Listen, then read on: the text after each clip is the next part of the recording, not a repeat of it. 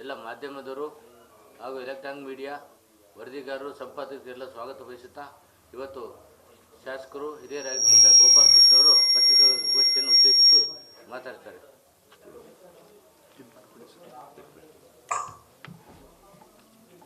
Thank you.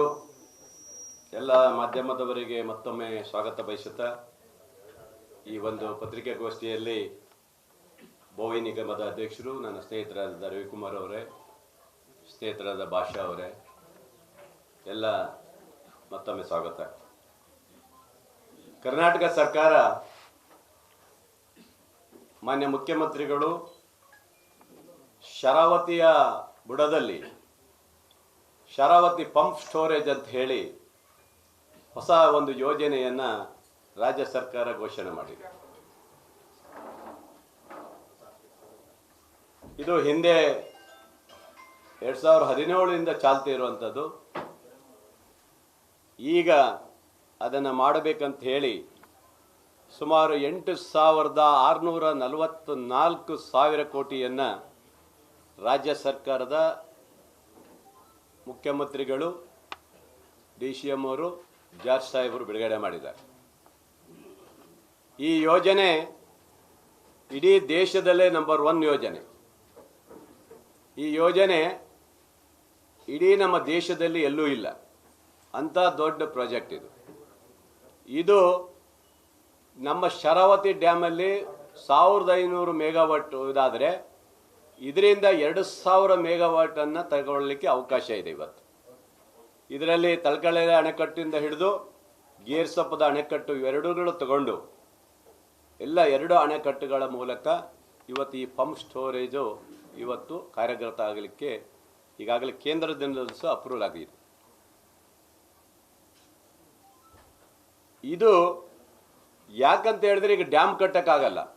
ಡ್ಯಾಮ್ಗಳನ್ನು ಕಟ್ಟಲಿಕ್ಕೆ ಭಾಳ ಕಷ್ಟ ಇದೆ. ಇನ್ನು ಭಾಳ ವರ್ಷದಿಂದ ಯಾರು ಈಗ ಡ್ಯಾಮ್ ಕಟ್ಟಲಿಕ್ಕೆ ನಮ್ಗೆ ಆಗ್ತಾ ಇಲ್ಲ. ಈಗ ಈ ರೀತಿಯ ಪಂಪ್ ಸ್ಟೋರೇಜನ್ನು ಮಾಡಿ ಶೇಖರಣೆ ಮಾಡಿ ವಿದ್ಯುತ್ತನ್ನು ಜನರಿಗೆ ಕೊಡುವಂಥದ್ದು ಭಾಳ ವಿಶೇಷವಾಗಿ ಇದು ಅತ್ಯಂತ ಯಶಸ್ವಿ ಕಾರ್ಯಕ್ರಮ ಅಂತ ನಾವು ತಿಳ್ಕೊಂಡಿದ್ದೀವಿ.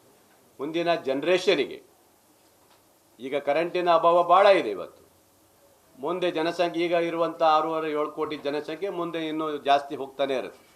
ಅಂಥ ಜನಸಂಖ್ಯೆಗೆ ಹಿಂದೆ ಯಡಿಯೂರಪ್ಪನವರು ಇದ್ದಂಥ ಕಾಲದಲ್ಲಿ ಎಲ್ಲೋ ಬೇರೆ ಕಡೆ ರಾಜ್ಯದಿಂದ ವಿದ್ಯುತ್ತನ್ನು ನಾವು ಖರೀದಿ ಮಾಡಿ ಕೊಡುವಂಥ ಪರಿಸ್ಥಿತಿ ಬಂದಿತ್ತು. ಇವತ್ತು ಕಲ್ಲಿದ್ದಲು ಸಿಗೋದು ಕಷ್ಟ ಇದೆ.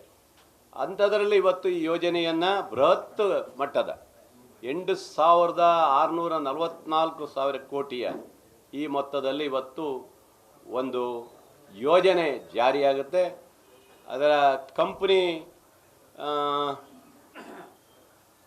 ಮೆಗಾ ಇಂಜಿನಿಯರ್ ಕಂಪನಿ ಅಂತ, ಮೆಗಾ ಇಂಜಿನಿಯರ್ ಅವರ ಒಂದು ಕಂಪನಿ ಟೆಂಡರನ್ನು ತೆಗೆದುಕೊಂಡಿದೆ. ಇದರಲ್ಲಿ ಒಂದಿಷ್ಟು ಫಾರೆಸ್ಟ್ ಹೋಗ್ತದೆ. ಅದರಲ್ಲಿ ಸುಮಾರು ನಮ್ಮ ಇದ್ರ ಪ್ರಕಾರ 34 ಎಕರೆ ಹೋಗುತ್ತೆ ಅಂತ ಹೇಳಿ, ಹೆಕ್ಟರ್ ಹೋಗುತ್ತೆ ಅನ್ನೋದನ್ನ ಇವತ್ತು ಅಂದಾಜು ವೆಚ್ಚವನ್ನು ಮಾಡಿದ್ದಾರೆ. ರೆವಿನ್ಯೂನು ಸಹ ಸುಮಾರು ಟೋಟಲ್ 140 ಎಕರೆ ಇದಾಗುತ್ತೆ ಅಂತ ಹೇಳ್ತಾ ಇದ್ದಾರೆ. ಇವತ್ತು ಇವೆಲ್ಲವನ್ನ ಸರಿಗೂಡಿಸ್ಕೊಂಡು ಇವತ್ತು ಫಾರೆಸ್ಟ್ ಇಲಾಖೆಯೂ ಸಹ ಅದಕ್ಕೆ ಸಂಬಂಧಪಟ್ಟಕ್ಕೆ ಏನು ಅವರಿಗೆ ಎಕ್ಸ್ಟ್ರಾ ಜಾಗ ಬೇಕು, ಇನ್ನೊಂದು ಬೇಕು, ಅವೆಲ್ಲ ಕೊಡಲಿಕ್ಕೆ ರಾಜ್ಯ ಸರ್ಕಾರ ಒಪ್ಕೊಂಡಿದೆ. ಹಾಗಾಗಿ ಈ ಒಂದು ಯೋಜನೆಯನ್ನು ಇವತ್ತು ಜಾರಿಗೊಳಿಸ್ತದೆ. ಸುಮಾರು 7 ಕಿಲೋಮೀಟರ್ ವ್ಯಾಪ್ತಿಯಲ್ಲಿ 10 ಮೀಟರ್ ವ್ಯಾಪ್ತಿಯ ಕಾಂಕ್ರೀಟ್ ಸುರಂಗ ಮಾರ್ಗ ಬರುತ್ತಿದ್ದಾರೆ. ದೊಡ್ಡ ಇದು ಇದರಲ್ಲಿ.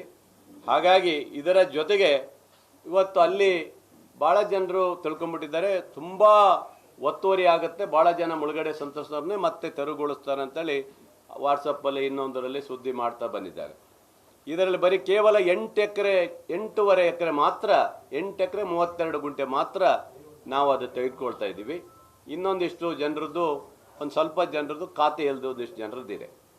ಇಷ್ಟು ಬಿಟ್ಟರೆ ಅಲ್ಲಿ ಯಾವುದೇ ಹೆಚ್ಚುವರಿ ಆಗಲ್ಲ. ಹೆನ್ನೆ ಭಾಗದಲ್ಲಿ 8 ಎಕರೆ 32 ಗುಂಟೆ ಮಾತ್ರ ಇವತ್ತು ತೆಗೆದುಕೊಳ್ಳೋಕ್ಕೆ ಅವಕಾಶ ಇದೆ. ಅದನ್ನು ನಾವು ಈಗ ನೋಟಿಸ್ ಕೊಟ್ಟಿರ್ತಾ ಇದ್ದೀವಿ. ಅವರಿಗೆ ಮಾತುಕತೆಯನ್ನು ನಡೆದೀವಿ. ಅವರು ಸಹ ಹಳ್ಳಿಯ ಭಾಗದವರು ಪುನರ್ವಸತಿಗೆ ಮತ್ತು ಇದಕ್ಕೆ ಒಪ್ಕೊಂಡಿದ್ದಾರೆ. ಅವರೆಲ್ಲರಿಗೂ ಮಾತುಕತೆ ಮಾಡಿ 2-3 ಮೀಟಿಂಗ್ ಮಾಡಿ ಮೊನ್ನೆ DC ಮೂಲಕ ಮಾತುಕತೆ ಆಗಿದೆ. ಅವರು ಸಹ ಒಪ್ಕೊಂಡಿದ್ದಾರೆ.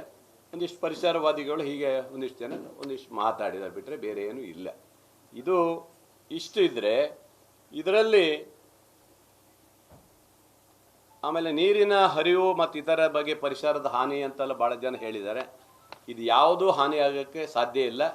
ಈ ಯೋಜನೆಯಿಂದ ಭಾಳ ಈ ರಾಜ್ಯದ ಜನರಿಗೆ ಕರೆಂಟಿನ ಸಮಸ್ಯೆಯನ್ನು ಹೋಗಲಾಡಿಸಲಿಕ್ಕೆ ಅನುಕೂಲ ಆಗುವಂಥ ಒಂದು ಯೋಜನೆಯನ್ನು ರಾಜ್ಯ ಸರ್ಕಾರ ಮಾಡ್ತಾ ಇದೆ ಇವತ್ತು. ಇದಕ್ಕೆ ನನಗಂತೂ ಖುಷಿ ಇದೆ. ಯಾಕಂದರೆ ಮುಂದಿನ ಪೀಳಿಗೆಗೆ ಕರೆಂಟ್ ಬೇಕಾಗಿದ್ದರಿಂದ ಆಗಿದೆ. ಕೆಲವು ಸಣ್ಣ ಪುಟ್ಟ ಇದ್ದರೆ ಅದನ್ನು ಇದು ಮಾಡ್ತೀವಿ. ಮತ್ತು ಆ ಜನರಿಗೆ 8 ಎಕರೆ 32 ಗುಂಟೆ ಇದ್ದಂಥವರಿಗೆ ಅವ್ರು ಏನೇನು ಕೇಳಿದ್ದಾರೆ ಅವೆಲ್ಲ ತೆಗೆದುಕೊಂಡಿದ್ದೀವಿ. ಅದು ರಾಜ್ಯ ಸರ್ಕಾರ ಈಗಾಗಲೇ ಒಪ್ಕೊಂಡಿದೆ. ಮತ್ತು ಅವರಿಗೂ ಒಂದಿಷ್ಟು ಕೆಲಸ ಕೊಡಬೇಕು ಅಂತಲೂ ಸಹ ನಾವು ಹೇಳಿದ್ದೀವಿ. ಆ 8 ಕುಟುಂಬಕ್ಕೆ ಮತ್ತು ಇತರರಿಗೂ ಸಹ ನೌಕರಿ ಕೊಡಿಸ್ಬೇಕು ಆ ಭಾಗದಲ್ಲಿ ಅವತ್ತು KPCಯಲ್ಲಿ ಅಂತಲೂ ಸಹ ನಾವು ಈಗಾಗಲೇ ಅವ್ರಿಗೆ ಹೇಳಿದ್ದೀವಿ. ಅವರು ಅದನ್ನು ಸಹ ಈಗ ರಾಜ್ಯ ಸರ್ಕಾರ ಒಪ್ಕೊಳ್ತಿದೆ. ಮತ್ತು ಬಗರ್ಕೊಂಬ ಮಾಡ್ಕೊಂಡು ಒಂದಿಷ್ಟು ಜನ ಇದ್ದಾರೆ, ಅವರಿಗೂ ಸಹ ಕೊಡಬೇಕು ಅಂತ ಹೇಳಿ ಈಗ ರಾಜ್ಯ ಸರ್ಕಾರ ಕೇಳಿದ್ದೀನಿ. ಅದಕ್ಕೂ ಸಹ ಎಲ್ಲದಕ್ಕೂ ಒಪ್ಕೊಂಡಿದ್ದಾರೆ. ಒಟ್ಟಿನಲ್ಲಿ ಈ ಒಂದು ಕಾಮಗಾರಿ ಬೇಗ ಮುಗಿಬೇಕು, ಬೇಗ ಆಗಬೇಕು ಅನ್ನೋದು ನಮ್ಮೆಲ್ಲರ ಭಾವನೆ ಇದೆ. ಅದಕ್ಕೆ ಸಂಪೂರ್ಣವಾದಂಥ ಸಹಕಾರವನ್ನು ಅಲ್ಲಿಯ ಏನು ಜನನೂ ಕೊಟ್ಟಿದ್ದಾರೆ, ನಾವು ಕೊಟ್ಟಿದ್ದೀವಿ. ಇದಕ್ಕೆ ಸಂಪೂರ್ಣ ಸಹಕಾರ ಆಗತ್ತಂತ ನಾವು ತಿಳ್ಕೊಂಡಿದ್ದೀವಿ. ಹಾಗಾಗಿ ಮಾನ್ಯ ಮುಖ್ಯಮಂತ್ರಿಗಳು ಇವತ್ತೇನು ಅಷ್ಟು ದೊಡ್ಡ ಕಾಮಗಾರಿಗೆ ಇವತ್ತು ದುಡ್ಡಿಟ್ಟಿದ್ದಾರೆ. ಅಂದರೆ ಗ್ಯಾರಂಟಿಯ ಯೋಜನೆಯನ್ನು ಬಿಟ್ಟು ಗ್ಯಾರಂಟಿಯಲ್ಲಿ ದುಡ್ಡಿಲ್ಲ ಅಂತ ಏನು ಈ BJPಯ ನಾಯಕರು ದಿನನಿತ್ಯ ಹೇಳ್ತಾ ಇದ್ರಲ್ಲ, ಆ ಗ್ಯಾರಂಟಿ ಯೋಜನೆಯ ಜೊತೆಗೂ 8,000 ಕೋಟಿ ನಾವು ಕೊಡ್ಲಿಕ್ಕೆ ತಾಕತ್ತಿದೆ ಅನ್ನೋದನ್ನು ಸಹ ತೋರಿಸ್ಕೊಟ್ಟಿದ್ದೀವಿ. ನೀವು ಒಬ್ಬರೇ ಅಲ್ಲ 2,000 ಕೋಟಿ ತಂದು ಹಾಕೋದಲ್ಲ, ನಾವು ಸಹ ಕೊಡ್ತೀವಿ. 8,000 ಕೋಟಿ 8,000 ಕೋಟಿ ಮೇಲೆ ನಾವು ಕೊಟ್ಟಿದ್ದೀವಿ. ಹಾಗೆ ಎಲ್ಲ ಇದಕ್ಕೂ ಸಹ ನಾವು ದುಡ್ಡು ಕೊಟ್ಟಿದ್ದೀವಿ, ಯಾವುದಕ್ಕೂ ಕಮ್ಮಿ ಮಾಡಲಿಲ್ಲ. ಜೋಗ ಪ್ರಾಧಿಕಾರಕ್ಕೂ ಸಹ ಈಗಾಗಲೇ 140 ಕೋಟಿ ರೂಪಾಯಿನ ಕೊಟ್ಟಿದ್ದೀವಿ. ಸಿಗಂದೂರು ಸೇತುವೆಗೆ ನಾವು ಕೊಡಲಿಕ್ಕಾಗಲ್ಲ, ಹಸುಮಕ್ಕಿ ಸೇತುವೆಗೂ ಸಹ ದುಡ್ಡು ಕೊಟ್ಟಿದ್ದೀವಿ. ಎಲ್ಲದಕ್ಕೂ ನಿರಂತರವಾಗಿ ದುಡ್ಡು ಕೊಟ್ಟಿದ್ದೀವಿ. ಯಾವುದೇ ಕಾಮಗಾರಿಗೆ ನಿಂತಿಲ್ಲ. ಗ್ಯಾರಂಟಿ ಯೋಜನೆಯಿಂದ ನಿಂತಿದೆ ಅಂತ ಹೇಳಿದರೆ ಅವನಂಥ ಮೂರ್ಖ ಯಾರೂ ಇಲ್ಲ, BJPಯವರಂಥ ಮೂರ್ಖರು ಯಾರೂ ಇಲ್ಲ. ಅವ್ರು ಸುಳ್ಳು ಹೇಳಬೇಕು. ಅವ್ರು ಬೇಳೆ ಬೇಯಿಸ್ಕೊಳ್ಳಿಕ್ಕೆ ರಾಜ್ಯದ ಜನರಿಗೆ ಹೇಳ್ಕೊಳ್ತಾರೆ ಅಷ್ಟೇ. ಯಾವುದೂ ಇಲ್ಲ, ಯಾವುದೇ ಯೋಜನೆಗಳು ಇವತ್ತು ನಿಲ್ತಾ ಇಲ್ಲ. ಬೇಕಾದಷ್ಟು ಕಾಮಗಾರಿಗಳು ಸಹ ನಡೀತಾ ಇದೆ. ಹಾಗಾಗಿ ಈ ಮೇಘಾ ಯೋಜನೆ ಇದು ರಾಜ್ಯ ಸರ್ಕಾರದ ಮುಖ್ಯಮಂತ್ರಿಗಳು ಮಾಡಿದ್ದಾರೆ. ಇದಕ್ಕೆ ಭಾಳ ಖುಷಿಯಾಗುತ್ತೆ, ಅಭಿನಂದನೆ ಸಲ್ಲಿಸ್ತೇನೆ. ಇದು ವಿರೋಧ ಮಾಡೋದು ಇದ್ದೇ ಇರ್ತಾರೆ ಬಿಡಿ. ವಿರೋಧ ನಿನ್ನೆ ನೋಡಿದ್ದೀನಿ, ಮಾಜಿ ಶಾಸಕರು ಹಾಲಪ್ಪನವರು ವಿರೋಧ ಇದೆ ಅಂತ ಹೇಳಿದ್ದಾರೆ. ಅವ್ರದ್ದೇ ಸಚಿವ ಸಂಪುಟದ ಜೋಶಿ ಅವರೇ ಮೊನ್ನೆ ಸ್ಯಾಂಕ್ಷನ್ ಮಾಡಿಕೊಟ್ಟಿದ್ದಾರೆ ಅವರೇ. ಅದಕ್ಕೆ ನಮ್ಮ ಜಾರ್ಜ್ ಅವರು ಮುಖ್ಯಮಂತ್ರಿಗಳು ಅವರಿಗೆ ಅಭಿನಂದನೆ ಹೇಳಿದ್ದಾರೆ. ಇವನೆಂತ ಅದ್ರ ವಿರೋಧ ಅಂತೆ, ಇವನಿಗೆ ಅದರಲ್ಲಿ ಬೇರೆ ಅಂತ ಹೇಳೋದು. ಈ ಥರ ಇದ್ದಾರೆ, ಒಂದಿಷ್ಟು ಜನ ಇದ್ದಾರೆ, ವಿರೋಧ ಹೇಳೋರು ಇದ್ದಾರೆ. ಅವರು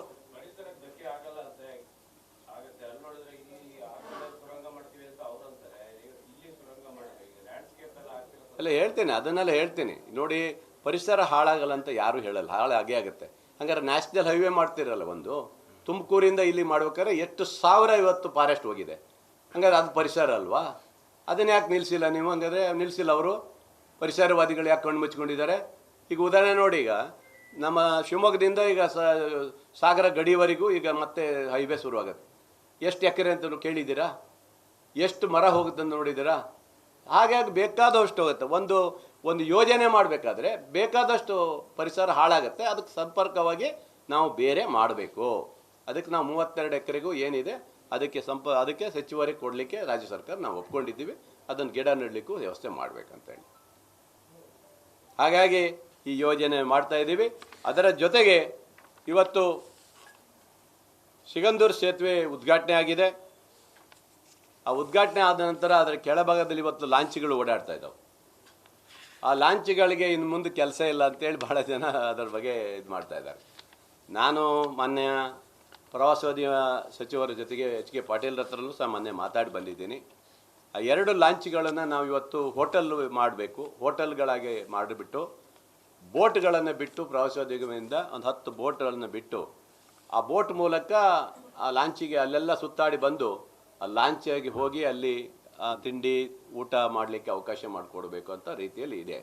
ಅದ್ರ ಜೊತೆಗೆ ಆ ಏರಿಯಾದಲ್ಲಿ ಒಂದು ದ್ವೀಪ ಥರ ಏನಾದ್ರು ಇದ್ದರೆ ಅಲ್ಲಿ ಒಂದಿಷ್ಟು ಜನರಿಗೆ ಅಲ್ಲಿ ಬೋಟಲ್ಲಿ ಹೋಗಿ ಅಲ್ಲಿ ಬಿಟ್ಟು ಅಲ್ಲಿ ಕೂತ್ಕೊಳ್ಳಿಕ್ಕೆ ಅಲ್ಲೇ ಒಂದು ಸಣ್ಣ ಕ್ಯಾಂಟೀನ್ ಥರ ಮಾಡಿ ಅವರು ಒಂದಿಷ್ಟು ಜನ ಅಂದರೆ ಅಲ್ಲಿ ಬಿಟ್ಟು ಆಮೇಲೆ ಬಂದು ಅವ್ರು ಕರ್ಕೊಬರ್ಲಿಕ್ಕೆ ಏನಾದ್ರು ವ್ಯವಸ್ಥೆ ಮಾಡೋದು. ಎಣ್ಣೆ ಕುಡಿಯೋದೊಂದು ಬಿಟ್ಟು ಎಲ್ಲ ಎಣ್ಣೆ ಟೀ ಕಾಫಿ ಎಲ್ಲ ಕುಡಿಲಿಕ್ಕೆ ಮಾತ್ರ ಅದಕ್ಕೆ ವ್ಯವಸ್ಥೆ ಮಾಡಬೇಕು ಅನ್ನೋದು ನಮ್ಮದೆಲ್ಲ ಚಿಂತನೆ ಮಾಡಿದ್ದೀನಿ.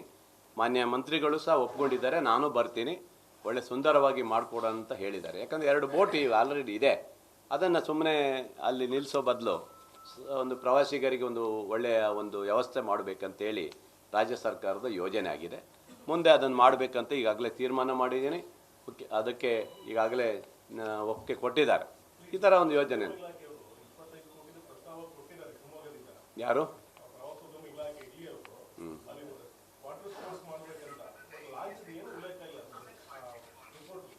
ಅಲ್ಲ, ನಾವು ಪ್ರೈವೇಟರಿಗೂ ಕೊಡ್ಲಿಕ್ಕೆ ತಯಾರಿದ್ದೀವಿ. ಈಗ ಯಾರಾದ್ರು ಪ್ರೈವೇಟರ್ ಬಂದರೂ ಅವರಿಗೂ ಸಹ ಕೊಡ್ತೀವಿ ನಾವು. ಒಳ್ಳೆ ರೀತಿಯಲ್ಲಿ ಮಾಡುವಂಥದ್ದು ಯಾರೇ ಒಳ್ಳೆ ಕ್ವಾಲಿಟಿಯರು ಯಾರು ಬಂದರೆ ಪ್ರೈವೇಟ್ನರಿಗೂ ನಾವು ಕೊಡ್ತೀವಿ. ನಾವು ಅದಕ್ಕೆ ಏನು ಸೇರ್ಸ್ ಇದೆ, ಅದು ನಮ್ದಿಷ್ಟು ಅವ್ರದ್ದಿಷ್ಟು ಇರುತ್ತೆ ಸೇರ್ಸು, ಅದ್ರ ಲೆಕ್ಕದಲ್ಲಿ ಕೊಡೋಕ್ಕೂ ತಯಾರಿದ್ದೀವಿ. ಪ್ರೈವೇಟರಿಗೂ ಆಹ್ವಾನ ಮಾಡ್ತೀವಿ ನಾವು. ಯಾರು ಒಳ್ಳೊಳ್ಳೆ ಕವಿರೇ ಇದ್ದಾರಂತೆ, ಯಾರು ಬಂದರೆ ಅವರಿಗೂ ಕೊಡ್ತೀವಿ. ಒಟ್ಟಿನಲ್ಲಿ ಟೂರಿಸ್ಟ್ ಬಂದವರಿಗೆ ಒಳ್ಳೆಯ ರೀತಿಯಲ್ಲಿ ಈ ಮುರುಡೇಶ್ವರದಲ್ಲೆಲ್ಲ ಮಾಡ್ತಾರಲ್ಲ ಆ ಥರ ಚೆಂದಾಗಿ ಆಗಬೇಕು ಅನ್ನೋ ಉದ್ದೇಶ. ಒಂದು ಆ ಕಡೆ ಜೋಗನ ಹೋಗಿರಬೇಕು, ಜೋಗದಿಂದ ಬಂದವರು ಇಲ್ಲಿಗೂ ಬರಬೇಕು, ಆ ರೀತಿ ಮಾಡಲಿಕ್ಕೆ ಒಂದು ವ್ಯವಸ್ಥೆ ಮಾಡಬೇಕಂತ ಅಷ್ಟೇ. ಅದು ಅದೇ ನೋಡ್ತೀವಿ, ಪರ್ಮಿಷನ್ ತೊಗೊಳ್ತೀವಿ, ಕೊಟ್ಟರೆ ಮಾಡ್ತೀವಿ, ಕೊಡಲಿಲ್ಲ ಅಂದರೆ ಬೇಡ, ನಾವು ಲಾಂಚಲ್ಲೇ ಮಾಡ್ತೀವಿ.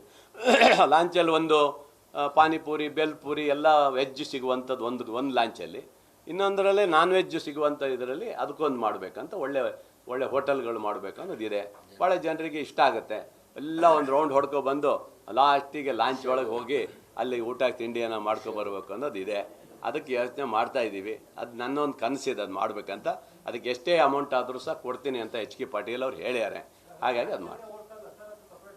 ಹಾಂ, ಲಾಂಚನ್ನೇ ಅದನ್ನು ಫುಲ್ ಕವರ್ ಮಾಡಿಸ್ಬಿಟ್ಟು ಲಾಂಚಲ್ಲೇ ಹೋಟೆಲ್ಲು, ಅಲ್ಲೇ ಚೇರು ಕುರ್ಚಿಗೆಲ್ಲ ಹಾಕಿ ಲಾಂಚ್ ಒಂದು ಕಡೆ ನಿಲ್ಲಿಸ್ತೀವಿ.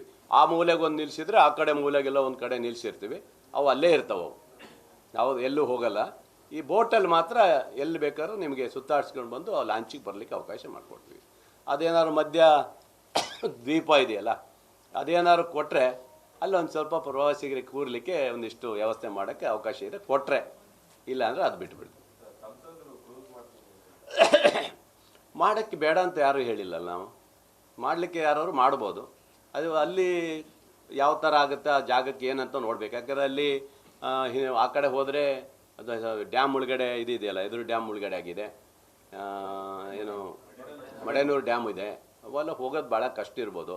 ಆಮೇಲೆ ಕ್ರೂಸರ್ ಹೋಗ್ಬೇಕಾದ್ರೆ ಸೇತುವೆ ಬಂದಿದೆ, ಸೇತುವೆಯಿಂದ ಆಚೆ ಈಚೆ ದಾಟಕ್ಕೆ ಕಷ್ಟ, ನೀರು ಬಂದಾಗ ಇವೆಲ್ಲ ಕಷ್ಟ ಇದೆ. ಅವೆಲ್ಲ ದೊಡ್ಡದಲ್ಲ, ಅದು ಭಾಳ ಕಷ್ಟ ಆಗ್ಬೋದು.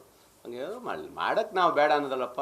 ಭಾಳ ಕ್ಷೇತ್ರ ಅಭಿವೃದ್ಧಿ ಮಾಡೋದಾದರೆ ನಂದು ಸ್ವಾಗತ ಇದೆ. ಅದಕ್ಕೆ ನಾವು ಅಡ್ಡ ಹಾಕಾರಲ್ಲ, ಹಾಗಾಗಿ ಹಾಕಲ್ಲ ನಾವು. ಅದಕ್ಕೂ ಹಾಂ ನಿಲ್ಲದ, ಅದರಿಂದ ಏನು ಪ್ರಯೋಜನ ಆಗೋದಲ್ಲ. ನೋಡೋಣ, ಇನ್ನು ಒಂದು ಕಡೆ ನಿಂತರೂ ಅಡ್ಡಿಲ್ಲ.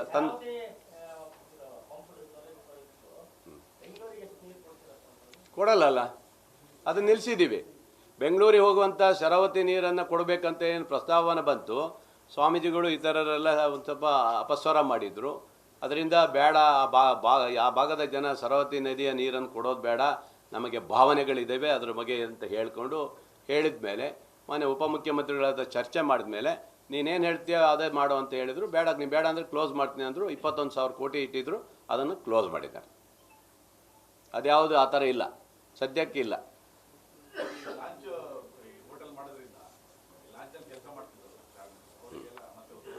ಕೊಡ್ತೀವಿ, ಅಲ್ಲೇ ಕೊಡ್ತೀವಿ. ನೋಡಿ, ಒಂದು ಸೇತುವೆ ಆದಮೇಲೆ ಅವರಿಗೆ ಕೆಲಸ ಕಮ್ಮಿ ಆಗ್ಬೋದು. ಇಲ್ಲಾಂದರೆ ಒಂದು ಲಾಂಚನ್ನು ಅಥವಾ ಬೇರೆ ಕಡೆ ಅವ್ರಿಗೆ ಕಾರವಾರ ಕಡೆ ಹಾಕಲಿಕ್ಕೆ ಏನಾದ್ರು ವ್ಯವಸ್ಥೆ ಮಾಡಬೇಕು, ಬಿಟ್ಟರೆ ನಾವೇನು ಮಾಡೋಕ್ಕಾಗಲ್ಲ. ಅದು ಇಲ್ಲಾಂದರೆ ಬೇರೆ ಏನಾದ್ರು ಅವ್ರಿಗೆ ವ್ಯವಸ್ಥೆ ಮಾಡ್ಕೊಳ್ಳಿಕ್ಕೆ ನೋಡ್ತೀವಿ ಅಷ್ಟೇ. ಇಲ್ಲ, ಮಾಡಲ್ಲ. ಅದ್ಯಾರು ಪತ್ರಿಕೆಯರು ಬಂದುಬಿಡ್ತಾರಂತ ಬೇಡ ಅಂತ ಹೇಳಿ ನಾವೇ ನಿಲ್ಲಿಸಿದ್ದೀವಿ.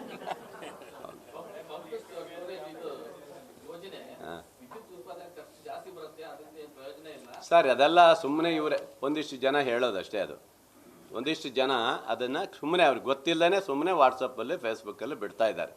ಅದನ್ನು ಅಷ್ಟು ದುಡ್ಡು ಹಾಕಿ ಅಷ್ಟು ಕರೆಂಟ್ ತೆಗಿಯಲ್ಲ ಅಂದರೆ ಅದು ಸುಮ್ಮನೆ ಆಗುತ್ತಾ?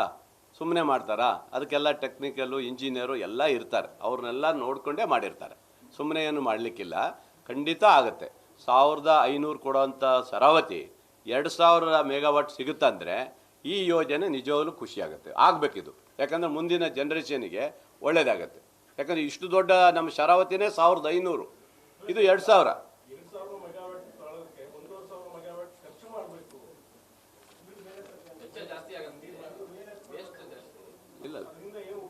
ಅಲ್ಲ, ಒಂದು ಸರಿ ಹಾಕಿದ ಮೇಲೆ, ಬಂಡವಾಳ ಹಾಕಿದ ಮೇಲೆ ಆಮೇಲೆ ಸ್ವಲ್ಪ ಬರ್ಬೋದು ಅದರಲ್ಲಿ ಏನು ಕೊರತೆ ಆಗಲ್ಲ ಅಂತ ನನಗೆ ರಿಪೋರ್ಟ್ ಬಂದು ಹೇಳಿದ್ದಾರೆ.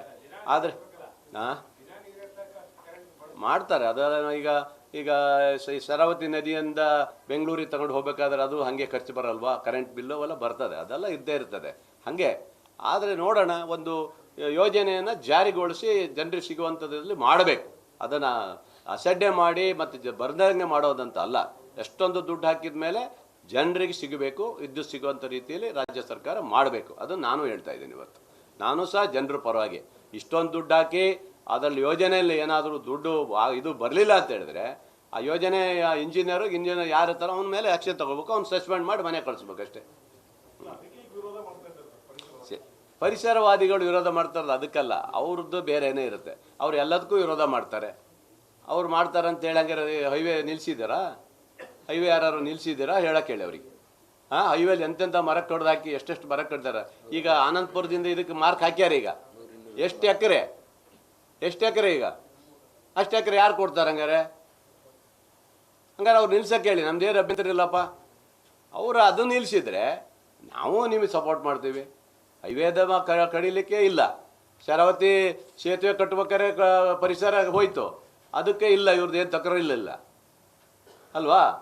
ಇದಕ್ಕೆ ಏನು ತಕರಾರು ಮಾಡೋದಕ್ಕೆ ಏನಿದೆ? ಮಾಡೋರು ಮಾಡ್ತಾರೆ, ತಕರಾರು ಯಾರು ಮಾಡಲ್ಲ? ಎಲ್ಲರೂ ಮಾಡ್ತಾರೆ. BJP ಮಾಡ್ಬೋದು, ಏನೋ ಮಾಡಲಿ ಬಿಡಿ. ನಿನ್ನೆ ಶರಾವತಿಯ ಸಿಗಂದೂರು ಸೇತುವೆ ಉದ್ಘಾಟನೆ ಆಗಿದೆ. ಖುಷಿ, ನನಗೇನಿಲ್ಲ. ಭಾಳ ಭಾಗದ ಜನರದ್ದು ಆಸೆ ಇತ್ತು, ಆಗಿದೆ. ನಾನು ಯಾವತ್ತೂ ಅಡಚಣೆ ಮಾಡಲಿಲ್ಲ. ನಾನೇ ಹಿಂದೆ ಹೋರಾಟ ಮಾಡಿದ್ದೆ, ನಾನೇ ಸಹ ಅದಕ್ಕೆ ಸಪೋರ್ಟ್ ಮಾಡಲಿಕ್ಕೆ ಎಲ್ಲ ರೀತಿಯ ಸಹಕಾರ ಕೊಟ್ಟಿದ್ದೆ, ಕಾಲ್ನಡಿಗೆಯಲ್ಲಿ ಓಡಾಡಿದ್ದೆ. ಆನಂತರ ಇವತ್ತು ನಾನು ಬಂದ ಮೇಲೆ 2 ವರ್ಷದ ನಂತರ ನಾನೇ ಸ್ವತಃ ನಿಂತು ಇಲ್ಲಿ ಒಂದು ಚೂರು ತೊಂದರೆ ಆಗಬಾರ್ದು, ಬೇಗ ಮುಗಿಸಿ ಆ ಭಾಗದ ಜನರಿಗೆ ಕೊಟ್ಬಿಡಿ ಅಂತಲೂ ಸಹ ನಾನು ಅಧಿಕಾರಿಗಳನ್ನೆಲ್ಲ ಕರೆದು ಮಾತಾಡಿ ಹಣವನ್ನು ಯಾವುದೇ ಒಂದು ಇಂಚು ನಿಲ್ಲಕ್ಕೆ ಬಿಟ್ಟಿಲ್ಲ. ಒಂದು ಇಂಚು ಹಣವನ್ನು ನಿಲ್ಸಕ್ಕೆ ನಾವು ಬಿಟ್ಟಿಲ್ಲ.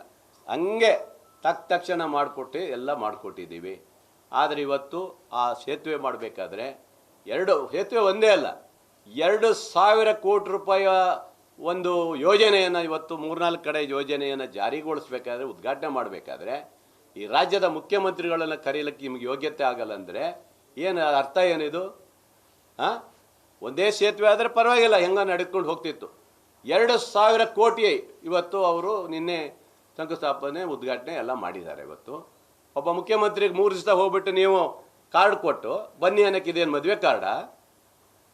ಅವರು ಒಬ್ಬ ಮುಖ್ಯಮಂತ್ರಿಗಳು ಕರಿಬೇಕು, ಮುಂಚೆ ಕರೆದು ಇದು ಮಾಡ್ಬೇಕನ್ನೋದು ಗೊತ್ತಿಲ್ವಾ? ಗಡ್ಕರಿಗೆ 3 ದಿವಸ ಮುಂಚೆ ಲೆಟ್ರ್ ಮಾಡಿದ್ದಾರೆ, ಆದರೂ ಸಹ ಇವರು ಮಾಡಿದ್ದಾರೆ. ಇಲ್ಲೊಬ್ಬ MP ಇದ್ದಾನೆ, ನರಿಬುದ್ಧಿ MP. ಇವರು ಈ MP ಎಲ್ಲ ರೀತಿಯ ಜೋಶಿ ಅವ್ರನ್ನ ಹಿಡ್ಕೊಂಡು ಮಾಡಿದ್ದಾರೆ, ಇವೆಲ್ಲ ಮಾಡಿದ್ದಾರೆ. ಇವ್ರಿಗೇನೆಂದರೆ ನಾವು ಬರಬಾರ್ದು. ಆ 2,000 ಕೋಟಿ ತಂದಾಗ ಇಲ್ಲಿ ಹೇಳ್ತಾರೆ ಮುಖ್ಯಮಂತ್ರಿಗಳು, ಏನ್ರಿ ನಾವು ಟ್ಯಾಕ್ಸ್ ಕಟ್ಟಿಲ್ಲನ್ರಿ, ನಾವು ರಾಜ್ಯದಲ್ಲೇ 2ನೇ ಸ್ಥಾನದಲ್ಲಿ ಟ್ಯಾಕ್ಸ್ ಕಟ್ತಾ ಇದ್ದೀವಿ. GSTಯಲ್ಲಿ ನಮ್ಮ ರಾಜ್ಯ ಹೈಯೆಸ್ಟ್ ಟ್ಯಾಕ್ಸ್ ಕಟ್ತಾ ಇದ್ದೀವಿ. ಏನು ಇವ್ರು ಕೊಡಬೇಕಾಗಿತ್ತು ಕೊಟ್ಟಿದ್ದಾರೆ ಅಂತಾರೆ. ಇವರಿಗೆ ಮುಜುಗರ ಆಗುತ್ತೆ. ಇವ್ರದ್ದು ಇಲ್ಲಿ ಹೈಲೈಟ್ ಆಗಬೇಕು, ಇವರು ಇಲ್ಲಿ ಸೇತುವೆದು ಹೈಲೈಟ್ ಮಾಡ್ಕೋಬೇಕು. ಇವೆಲ್ಲವನ್ನು ಪ್ಲಾನ್ ಮಾಡಿ ಇವತ್ತು ಈ ರೀತಿಯ ಒಂದು ಅವಮಾನ ಮಾಡಿದ್ದಾರೆ. ಇದನ್ನು ನಾವು ಹೋಗೋಕ್ಕೆ ತಯಾರಿದ್ದೆ. ನನಗೇನು ಆ ಕ್ಷೇತ್ರದ ಒಂದು ಸೇತುವೆ ಆಗುತ್ತೆ, ಹೋಗೋಕ್ಕೆ ತಯಾರಿದ್ದೆ. ಮುಖ್ಯಮಂತ್ರಿಗಳು ಅದಕ್ಕೆ ಬೇಡ ಅಂತ ಹೇಳಿದ್ದಾರೆ, ನಾವು ಹೋಗಲಿಲ್ಲ. ಇದು ಮುಖ್ಯಮಂತ್ರಿಯವರು ಈಗಾಗಲೇ ಪ್ರಧಾನಮಂತ್ರಿಯವರಿಗೂ ಲೆಟರ್ ಮಾಡಿದ್ದಾರೆ, ಪ್ರೋಟೋಕಾಲನ್ನು ಉಲ್ಲಂಘನೆ ಮಾಡಿದ್ದಾರೆ ಅಂತ ಹೇಳಿದ್ದಾರೆ. ಇಷ್ಟು ಕೀಳು ಮಟ್ಟದ ರಾಜಕಾರಣವನ್ನು ಇವತ್ತು ಇವರು ಮಾಡಿದ್ದಾರೆ. ಇದು ತಪ್ಪು. ಇದು ರಾಜ್ಯ ಮತ್ತು ಕೇಂದ್ರ ಸರ್ಕಾರದ ಯೋಜನೆಗಳನ್ನು ಎರಡೂ ಸರ್ಕಾರಗಳ ಜೊತೆಗೆ ಹೋಗಬೇಕು. ಯಾಕೆ ಇವ್ರಿಗೆ ಮುಖ್ಯಮಂತ್ರಿಯವ್ರು ಬರಬಾರ್ದಾ? ರಾಜ್ಯದ ಮಂತ್ರಿಗಳೆಲ್ಲ ಬರಬಾರ್ದಾ? ಇವ್ರದ್ದು ಏನು ಉದ್ದೇಶ? ಏನು ಇವ್ರದ್ದು? ಇವ್ರು ಯಡಿಯೂರಪ್ಪನವ್ರು ಬರ್ಬೋದು, ಇವ್ರು ಯಡಿಯೂರಪ್ಪನವ್ರ ಹೆಸರು ಹಾಕೊಂಡು ಕರ್ಕೊಬರ್ಬೋದು ಇವರಿಗೆಲ್ಲ. ಆದರೆ ಮುಖ್ಯಮಂತ್ರಿಗಳು ಬರಬಾರ್ದು ಅನ್ನೋದು ಉದ್ದೇಶ ಇದೆಯಲ್ಲ. ಕೇವಲ ತುಮ್ರಿ ಸೇತುವೆದ ನಾವು ಕೇಳ್ತಾ ಇರಲಿಲ್ಲ. ಆಯ್ತು ನಾವು ಬರ್ತೀವಿ, ಜಾರಕಿಹೊಳಿ ಅವರು ನಾವು ಯಾರೋ ಬಂದು ಉದ್ಘಾಟನೆ ಮಾಡೋಕ್ಕೆ ಬರ್ತಿದ್ದೀವಿ. ಇವರು ಅದನ್ನು BJPಯ ಪಕ್ಷದ ಕಾರ್ಯಕ್ರಮವಾಗಿ ಮಾಡಿಕೊಂಡು ಇವತ್ತಿದ್ದಾರೆ. ನಾನು ಮುಖ್ಯಮಂತ್ರಿಗಳಿಗೂ ಹೇಳೋದಿಷ್ಟೇ, ನಮ್ಮ ರಾಜ್ಯದ ಅಧಿಕಾರಿಗಳು ಇದರ ಬಗ್ಗೆ ಶಾಮೀಲಾಗಿದ್ದಾನೆ, ಆ ಅಧಿಕಾರಿಗಳನ್ನು ಇವತ್ತು ನಾಳೆನೇ ನೀವು ಸಸ್ಪೆಂಡ್ ಮಾಡಬೇಕು. ನಾಳೆನ ಅಧಿಕಾರಿಗಳನ್ನು ಯಾರೇ ಇರಲಿ, ಈ ರಾಜ್ಯದವರು ಇರ್ಬೋದು, ಜಿಲ್ಲೆಯವರು ಇರ್ಬೋದು, ಯಾರೇ ಇರ್ಬೋದು, ಇವತ್ತು ಅವರು ಯಾರು ಶಾಮೀಲಾಗಿದ್ದಾರೆ ಅದ್ರ ಜೊತೆಗೆ ಅವ್ರನ್ನು ಸಹ ಸಸ್ಪೆಂಡ್ ಮಾಡಬೇಕಂತ ನಾನು ಇವತ್ತು ಆದೇಶ ಕೊಡ್ತಾ ಇದ್ದೀನಿ, ಇವತ್ತು ಹೇಳ್ತಾ ಇದ್ದೀನಿ ಅವ್ರಿಗೆ ಇವತ್ತು. ಸರ್, ಈಗ ಸಿಎಂ ಎಲ್ಲ ಕಾರ್ಯಕ್ರಮಗಳು ಹೋಗಕ್ಕಾಗಲ್ಲ, ಹಂಗಂದ್ರೆ ಮೋದಿನೇ ಬರ್ಬೋದಿತ್ತು, ಇಲ್ಲಿ ಬರೋದಿದೆ. ಹಂಗೆ ಪ್ರತಿನಿಧಿಯಾಗಿ DCM ಅಥವಾ ಇನ್ನೊಬ್ರು ಜಾತಿಗಳು ಬಂದಿದ್ರು, ಅಂತವ್ರು ಹೋಗಿದ್ರೆ ಕಾರ್ಯಕ್ರಮಕ್ಕೆ ಸರ್ಕಾರಕ್ಕೆ ಒಂದು ಶೋಭೆ ತರೋದು. ಹೌದೌದು. ಅಲ್ಲ ರೀ, ಮೋದಿಜಿಯವ್ರು ಬರೋಕ್ಕಾಗಲ್ಲ ರಾಷ್ಟ್ರದ ಅಂತ ಹೇಳಿದ್ರೆ ರಾಜ್ಯದ CM 2,000 ಕೋಟಿಗೆ ಬರ್ತಾ ಇರ್ಲಿಲ್ವಾ? ಅದೇ ಹೆಂಗೆ ಹೇಳ್ತೀರಿ ಸರ್ ನೀವು? ಮೋದಿಜಿಯವರು ರಾಷ್ಟ್ರದ ವ್ಯಾಪ್ತಿ ಹೋಗಬೇಕು, ಇದಕ್ಕೆ ಬರಲ್ಲ ಅಂತ ಹೇಳಿ ನಾವೇನು ಮಾಡೋಕ್ಕಾಗತ್ತೆ? CM ಅವ್ರನ್ನ ಕರಿಬೇಕಲ್ಲ ಇವರು ಕರೆಕ್ಟಾಗಿ. 3 ದಿವಸ ಮುಂಚೆ ಕೊಟ್ಟರೆ ನೀವು ಬಂದ್ಬಿಡ್ತೀರಾ? ಅವ್ರಿಗೆ ಇಂಡಿ ಕಾರ್ಯಕ್ರಮ ಫಿಕ್ಸ್ ಆಗಿದೆ ಅವರಿಗೆ, ಅವರೆಲ್ಲ ರೆಡಿ ಮಾಡ್ಕೊಂಡು ಇಂಡಿ ಕಾರ್ಯಕ್ರಮದ ಹೊರಟಿದ್ದಾರೆ. ಹೆಂಗೆ ಬರ್ತಾರೆ ಅವರು? ಒಂದು ವಾರದ ಮುಂಚೆ ಹೇಳಿದರೆ ಇಂಡಿ ಕಾರ್ಯಕ್ರಮ ಮುಂದೆ ಹಾಕ್ಕೊಂಡು ಇವರು ಇಂಥ ಕಾರ್ಯಕ್ರಮ ಬರ್ತಾರೆ. ಸಿಎಂ ರಾಜಕೀಯ ಮಾಡಿದ್ದಾರೆ ಅಂತ ಅನ್ಸಲ್ವಾ? ಯಾಕೆ ರಾಜಕೀಯ ಮಾಡ್ತಾರೆ? ಏನು ಇವ್ರ ಅಪ್ಪನ ಮನೆಯಿಂದ ತಂದಿದ್ದಾರಾ? ಇವ್ರ ಅಪ್ಪನ ಮನೆಯಿಂದ ಏನಾರು ತಂದಿದ್ದಲ್ಲ. ಈ ರಾಜ್ಯದ ಟ್ಯಾಕ್ಸ್ ಕೊಟ್ಟಿರೋದು ನಾವು ಕೊಟ್ಟಿದ್ದೀವಿ. ಇದು ಜಾಗ ನಮ್ಮದು, ಇವ್ರ ಅಪ್ಪನ ಮನೆದ ಜಾಗ. ಇವ್ರು ಯಾರ ಅಪ್ಪನ ಮನೆದು ಅಲ್ಲಲ್ಲ.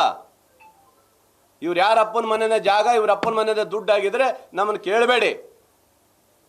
CM ಅವರು ಕರೆದೇ ಇರೋದು ಅವಮಾನ ಅಲ್ಲನ್ರಿ? ಯಾಕೆ ಕರೆಯಲ್ಲ ಇವರು? ಏನು ರಾಜ್ಯ ಸರ್ಕಾರ ಏನು ನಮ್ಗೇನು ಇದು ಬೇಡವಾ ಇವರಿಗೆ? ನಾವು ಜಾಗ ಬಿಡಿಸ್ಕೊಡಕ್ಕೆ ನಾವು ಬೇಕು. ಈಗ ನೋಡಿ, ಅಲ್ಲಿ ದೇವನಹಳ್ಳಿಯಲ್ಲಿ ಜಾಗ ಬಿಡಿಸ್ಬೇಕಾದ್ರೆ ನಮ್ಮ ಮೇಲೆ ಬಂದಿದ್ದಾರೆ ಕೇಂದ್ರ ಸರ್ಕಾರ ಯೋಜನೆಗೆ. ಈಗ ನಾವು ಈಗ ರೈತರು ವಿರೋಧ ಹಾಕೋಬೇಕಲ್ಲ. ಈಗ ಹೈವೇ ಆದ ತಕ್ಷಣ ನಾವು ವಿರೋಧ ಹಾಕೋಬೇಕು. ಅದು ಯಾರು ಮಾಡೋರು? ನಾವು. ಇವ್ರು ಬರ್ತಾರಾ? ಮೋದಿಜಿಯವ್ರು ಬರ್ತಾರಾ? ಗಡ್ಕರಿಯವ್ರು ಬರ್ತಾರಾ? ಯಾರು ಬರಲ್ಲ. ಇದು ರಾಜ್ಯ ಸರ್ಕಾರನ ತಗೊಂಡು ಹೋಗ್ಬೇಕು. ಇಲ್ಲಿ ಏನಾಗಿದೆ, ಇವರು ಬೇಕಂತಲೇ ಮಾಡಿ 2,000 ಕೋಟಿಯ ಯೋಜನೆಯನ್ನ ಜಾರಿಗೊಳಿಸ್ಬೇಕಾದ್ರೆ ಮುಖ್ಯಮಂತ್ರಿಗಳು ಬರಲೇಬೇಕು, ರಾಜ್ಯ ಸರ್ಕಾರದ ಮಂತ್ರಿಗಳಲ್ಲ.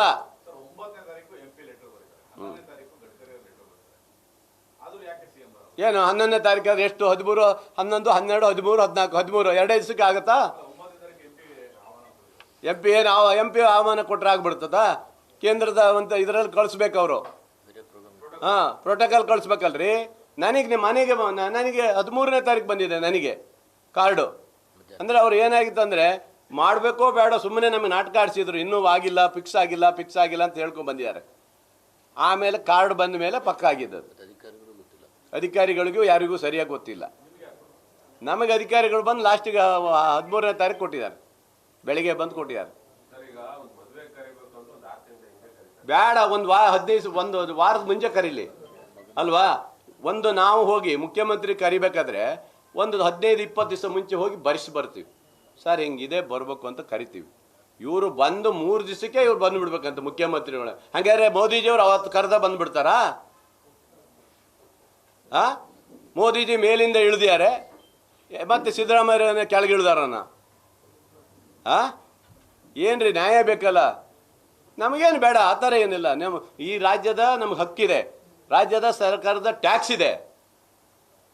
ನೀವ್ಯಾಕೆ ಈ ಥರ ಮಾಡಿ ಸಾಯ್ತೀರಿ? ನಾನು ಹೇಳಿದ್ದೀನಿ, ಸಿಗಂದೂರು ಸೇತುವೆದು ನಮ್ಮ ಪಾತ್ರ ಇಲ್ಲಪ್ಪ, ನಿಮ್ಮದೇ ದುಡ್ಡು, ಯಡಿಯೂರಪ್ಪನವ್ರ ಕೊಡುಗೆ. ಆ ಯಡಿಯೂರಪ್ಪನವ್ರು ಆ ಮುಖ್ಯಮಂತ್ರಿ ಆದಾಗ ಕೊಟ್ಟಿದ್ದಾರೆ, ಅವ್ರಿಗೆ ಅಭಿನಂದನೆಗಳಂತ ಹೇಳಿದೆ. ನಾವು ಎಲ್ಲವನ್ನು ಅವ್ರ ಪರಗೆ ನೀವೇ ನೀನೇ ಹೊತ್ಕೋ ಅಂತ ಹೇಳಿದ್ದೀನಿ. ರಾಘವೇಂದ್ರ ನೀನೇ ಕಿರೀಟ ಹಾಕೋ ಮರೆ, ನಮಗೇನು ಕಿರೀಟ ಬೇಡ, ನಮ್ದಲ್ಲ. ನಾವು ಹಸಿರು ಮಕ್ಕಿಗೆ ಮಾತ್ರ ಕೊಟ್ಟಿದ್ದೀವಿ. ಹಸಿರು ಮಕ್ಕಿ ಸೇತುವೆ ನಮ್ಮದು. ಅಲ್ಲೂ ನಿರಾಸರಿದ್ದಾರೆ, ಅಲ್ಲೂ ಮುಳುಗಡೆಯರು ಇದ್ದಾರೆ, ಅಲ್ಲಿಯೂ ಅವ್ರಿಗೆ ಸಂಪರ್ಕ ಬೇಕು. ಅದಕ್ಕಾಗಿ ನಾವು ಕೊಟ್ಟಿದ್ದೀವಿ. ನೀವೇನೋ ದೊಡ್ಡ ಯೋಜನೆ ನಾನೇ ಕೊಟ್ಟಿದ್ದೆ ಹಿಂದೆ ಯಡಿಯೂರಪ್ಪನವರಿಗೆ. ನಾನೇ ಹೋಗಿ MLA ಆದ ಸಂದರ್ಭದಲ್ಲಿ ಅವರಿಗೆ ಎಲ್ಲ ಮನವರಿಕೆ ಮಾಡಿಸಿ, ಸರ್ ಇದಕ್ಕೊಂದು ದುಡ್ಡು ಇಡಬೇಕು, ಇಲ್ಲಾಂದರೆ ಆಗೋದಿಲ್ಲ ಅಂತೇಳಿ ನನ್ನ ಲೆಟ್ರ್ ಮೇಲೆ 100 ಕೋಟಿ ರೂಪಾಯಿನ ಅನುದಾನವನ್ನು ಸ್ಯಾಂಕ್ಷನ್ ಮಾಡಿಸಿದ್ರು. ನಿಮಗೆ ಲೆಟ್ರ್ ಎಲ್ಲ ಕೊಟ್ಟಿದ್ದೀನಿ ನಾನು. 9ರಲ್ಲಿ 100 ಕೋಟಿ ರೂಪಾಯಿ ಅನುದಾನವನ್ನು ಸ್ಯಾಂಕ್ಷನ್ ಆಯಿತು. ಸ್ಯಾಂಕ್ಷನ್ ಆಗಿ ಬೆಳೆಗಾರರು ಸ್ಯಾಂಕ್ಷನ್ ಮಾಡೇ ಬಿಟ್ರು. ಆದರೆ ಇದು ಸಾಕಾಗೋದಲ್ಲ, ನಮಗೆ ಇಷ್ಟೊಂದು ದುಡ್ಡು ಮುಂದೆ 300-400 ಕೋಟಿ ಹಾಕೋಕ್ಕಾಗೋದಲ್ಲ ಅಂತೇಳಿ ಕೇಂದ್ರ ಸರ್ಕಾರಕ್ಕೆ ಹೋಗಿ ಮನವಿ ಮಾಡಿ ಅಲ್ಲಿಂದ ತರಿಸಿದ್ರು. ಆಮೇಲೆ ಇದನ್ನು ದುಡ್ಡು ಅಲ್ಲಿ ಬೇರೆ ಕಡೆ ಹಾಕ್ಕೊಂಡಿದ್ದಾರೆ. ಹಂಗೆ ಆಗಿದೆ. ಇಷ್ಟೆಲ್ಲ ಆಗಿದ ವರ್ಕನ್ನು ಇವತ್ತು ಈ ಥರ ಇವರು ನಾನೇ ಮಾಡಿಸಿದ್ದು, ನಾನೇ ಇದು ಮಾಡಬೇಕು, ನಮ್ಮದೇ ಪಕ್ಷದ ಆಗಬೇಕು ಕಾರ್ಯಕ್ರಮ ಅಂತ ಮಾಡಿದ್ದೀರಿ. ನಮಗೇನು ಬೇಜಾರಿಲ್ಲ. ಆ ಭಾಗದ ಜನರಿಗೆ ನಿರಾಶ್ರಿತರಾಗಿದ್ದರು, ಆ ಭಾಗದ ಜನರಿಗೆ ಬೇಕಾಗಿತ್ತು. ಇವತ್ತೊಂದು ಒಳ್ಳೆಯ ಕೆಲಸ ಆಗಿದ್ದು ನಾವು ಸಂತೋಷ ಪಡ್ತೀವಿ. ಇಲ್ಲ ಅಂತ ನಾವೇನು ಅವರಿಗೆ ಬೇಡ ಅಂದಿಲ್ಲ. ಸರಿಯಕ್ಕೆ ನಿಮಗೆ ಇರಲಿ ಬಿಡಿ, ನಮಗೂ ಇದೊಂದು ಪಾಠ. ಕಾಗೋಡು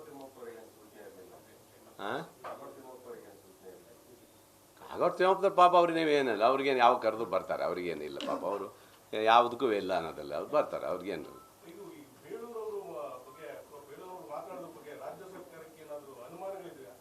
ಯಾಕೆ ಅವ್ರದ್ದೇನೋ ಪಾಪ ಇರ್ತಾವೆ, ರಿಪೋರ್ಟ್ ಕೊಡಬೇಕಲ್ಲ, ಅವರು ರಾಜ್ಯಕ್ಕೆ ರಿಪೋರ್ಟ್ ಕೊಡಬೇಕಲ್ಲ, ಹಂಗ್ಯಾಕೆ ಬರ್ತಾರೆ ಬಿಡಿ, ಏನದೆ ಏನಪ್ಪ ಕೊಟ್ಟಿರ್ತಾರೆ, ಇರಲಿ ಬಿಡಿ, ಯಾರು ಏನು ಮಾತಾಡಿ ಕೊಡಲಿ ಬಿಡಿ. ಬೇಳೂರಿಗೆ ಮಾತಾಡೋಕೆ ಅಡ್ಡ ಹಾಕೋವಂಥ ಶಕ್ತಿ ಯಾರಿಗೂ ಇಲ್ಲ, ಅದು ಬಂದಿಲ್ಲ, ಇನ್ನೂ ಬಂದಿಲ್ಲ ಅವ್ರಿಗೆ. ಯಾಕಂದರೆ ಬಂಗಾರಪ್ಪನವ್ರ ಗರಡಿಯಲ್ಲಿ ಬೆಳೆದವನ, ಬಂಗಾರಪ್ಪನ ಶಿಷ್ಯ ಇವನು, ಹಾಗಾಗಿ ಆ ಥರ ಏನಿಲ್ಲ. ಅಪ್ಪೋ ನಮ್ಮ ಸಹಜವಾಗಿ ನಮ್ಮ ಮಾತು ಇದ್ದೇ ಇರುತ್ತೆ, ಅದೆಲ್ಲ ಅಷ್ಟೇ. ಮತ್ತೇನ ಕೇಳೋದಿದೆಯಾ? ಇಲ್ಲ ನೋಡಿ, ತಪ್ಪಾಗತ್ತೆ ಇದು. ಕಷ್ಟ ಎಂತ ಅಲ್ಲ, ಈ ಥರ ಗೊಂದಲಗಳನ್ನು ಮಾಡಬಾರ್ದು ಇವರು. ಯಾಕಂದರೆ ಕೇಂದ್ರದಲ್ಲಿ ನಮ್ಮ ಸರ್ಕಾರ ಇದು ದೊಡ್ಡ ಇದರಂತ ತೋರಿಸುವಂಥದ್ದು ಅಲ್ಲ ಇದು. ಯಾಕಂದರೆ ರಾಜ್ಯದ ಮುಖ್ಯಮಂತ್ರಿಗಳಿಗೂ ಗೌರವ ಕೊಡಬೇಕು, ಈ ರಾಜ್ಯಕ್ಕೆ ಒಂದು ಗೌರವ ಕೊಡಬೇಕು. ಏನು ಇವರು ಟ್ಯಾಕ್ಸ್ ನಾವೇನು ಹೈಯೆಸ್ಟ್ ಕಟ್ತಾ ಇದ್ದೀವಿ, ಹೈಯೆಸ್ಟ್ ಟ್ಯಾಕ್ಸ್ ನಮ್ಮದೇ, ಕರ್ನಾಟಕದ 2ನೇ ಸ್ಥಾನ. ನಮಗೆ ಅಂತಕ್ಕೆ ನೀವು ಕಡೆಗಣಿಸ್ತೀರಿ. ಹಾಗಾಗಿ ಮೋದಿಜಿಯವರಿಗೂ ಸಹ ಲೆಟ್ರ್ ಬರೆದಿದ್ದಾರೆ ಇವತ್ತು ನಮ್ಮ ಮಾನ್ಯ ಮುಖ್ಯಮಂತ್ರಿಗಳು. ಅದು ಏನಾಗುತ್ತೆ ಅಂತ ಮುಂದೆ ನೋಡ್ತೀವಿ ನಾವು. Thank you. ಮತ್ತೇನೇನಿದೆ? ಎನಿಬಡಿ? ಹಾಂ, ನೋಡಬೇಕು. ಮೊನ್ನೆ ಒಂದು 100 ಜನ MLAಗಳನ್ನ ಎಲ್ಲ ಹತ್ತತ್ರ ಅವರಿಗೆ ಇಂಟರ್ವ್ಯೂ ಮಾಡಿದ್ದಾರೆ. ರಾಜ್ಯದ ನಮ್ಮ ಕೇಂದ್ರದ ನಾಯಕರು ಸುರ್ಜೇವಾಲ ಅವರು ಅವರ ಭಾವನೆಗಳನ್ನು ಹೇಳ್ಕೊಂಡಿದ್ದಾರೆ. ಒಬ್ಬೊಬ್ಬರು 10 ನಿಮಿಷ ತೊಗೊಂಡಿದ್ದಾರೆ, ಒಬ್ಬರು 20 ನಿಮಿಷ ತೊಗೊಂಡಿದ್ದಾರೆ, ಒಬ್ಬರು 1 ಗಂಟೆ ತೊಗೊಂಡಿದ್ದಾರೆ, ಒಬ್ಬೊಬ್ಬರು 1.25 ಗಂಟೆನೂ ತೊಗೊಂಡಾರೆ. ಅದು ಏನು ಹೇಳ್ಯಾರೋ ನನಗೆ ಗೊತ್ತಿಲ್ಲ. ಅವರು ವೈಯಕ್ತಿಕ ಸಿಂಗಲ್ ಮಾತಾಡಿದ್ದಾರೆ. ಅವರ ಅಭಿಪ್ರಾಯಗಳನ್ನು ಅವರು ಶೇಖರಣೆ ಮಾಡಿಕೊಂಡು ಡೆಲ್ಲಿಗೆ ಕೊಟ್ಟಿದ್ದಾರೆ. ಆನಂತರ ಆ ಅಭಿಪ್ರಾಯ ತಗೊಂಡು ಮತ್ತೆ ಮಂತ್ರಿಗಳಿಗೆ ಈಗಾಗಲೇ ಅವ್ರ ಬಗ್ಗೆ ಅವ್ರನ್ನ ಈಗಾಗಲೇ ಇಂಟರ್ವ್ಯೂ ಮಾಡ್ತಾ ಇದ್ದಾರೆ. ಇವತ್ತು ರಾಜ್ಯ ಸರ್ಕಾರದಲ್ಲಿ ಅವಾಗ ಒಂದು ಸಣ್ಣ ಪುಟ್ಟ ವ್ಯತ್ಯಾಸ ಬಂದಂಥ ಸಂದರ್ಭದಲ್ಲಿ ಕೇಂದ್ರ ನಾಯಕರು ಬಂದು ಈ ಥರ ಅವರನ್ನು ನಮ್ಮ ಮುಕ್ತವಾಗಿ ಮಾತಾಡಲಿಕ್ಕೆ ಅವಕಾಶ ಕೊಟ್ಟಿದ್ದರು. ನಮಗೂ ಖುಷಿಯಾಗಿ ಮಾತಾಡಿದ್ದೀವಿ. ಈಗ ಮಂತ್ರಿಗಳನ್ನು ಏನಪ್ಪ ನಿಮ್ಮದು ಕತೆ ಅಂತ ಹೇಳಿ ಕೇಳೋಕ್ಕೆ ಒಂದು ಅವಕಾಶ ಅವ್ರಿಗೆ ಸಿಕ್ಕಿದೆ. ಯಾರು ಮಂತ್ರಿ ಬಗ್ಗೆ ಏನು ಹೇಳ್ಯಾರೋ ನಮ್ಗೆ ಗೊತ್ತಿಲ್ಲ, ನಾವಂತೂ ಯಾರಿಗೂ ಹೇಳಿಲ್ಲ. ಹಾಗಾಗಿ ಅದೇನಂತ ತೀರ್ಮಾನ ಮಾಡ್ತಾರೋ ಅವ್ರು ಹೈಕಮಾಂಡ್ ಹೇಳ್ದಂಗೆ ಅದು ರಿಪೋರ್ಟ್ ತೊಗೊಂಡೋಗಿ ಕೊಡ್ತಾರೆ. ನಾನು ಮಾಡಿದ್ದೀನಿ. ನಾನು ಮಾಡಿದಾಗ ನನ್ನ ಕ್ಷೇತ್ರದಲ್ಲಿ ಇಂಜಿನಿಯರ್ ಕಾಲೇಜ್ ಆಗಬೇಕು ಹೇಳ್ತೀನಿ, ಅಲ್ಲ ಇಂಜಿನಿಯರ್ ಕಾಲೇಜ್ ಆಗಬೇಕು, ಇನ್ನೊಂದು ಆಗಬೇಕು ಸರ್. ನಾನು ಒಬ್ಬ ಸಚಿವ ಸ್ಥಾನದ ಆಕಾಂಕ್ಷಿ ಇದ್ದೀನಿ ಸರ್, ನನಗೂ ಒಂದು ಅವಕಾಶ ಕೊಡಿ ಸರ್ ಅಂತ ಕೇಳಿದ್ದೇನೆ. ಅದರಲ್ಲಿ ತಪ್ಪೇನು, ಇಷ್ಟೇ ಕೇಳಿದ್ದು ನಾನು, ಮತ್ತೇನು ನಾನು ಕೇಳಿ. ಹಾಂ, ಜಾಸ್ತಿ ಕೇಳಕ್ಕೆ ಹೋದರೆ 100 ಜನರಲ್ಲಿ ನಂದಂತ ಕೇಳ್ತಾರಂತ ಸುಮ್ಮನೆ ಇದೆ. ಹಾಂ, ಅಷ್ಟೇ. ಇಷ್ಟೇನಾ? Okay, thank you very much ಎಲ್ರಿಗೂ ಧನ್ಯವಾದಗಳು.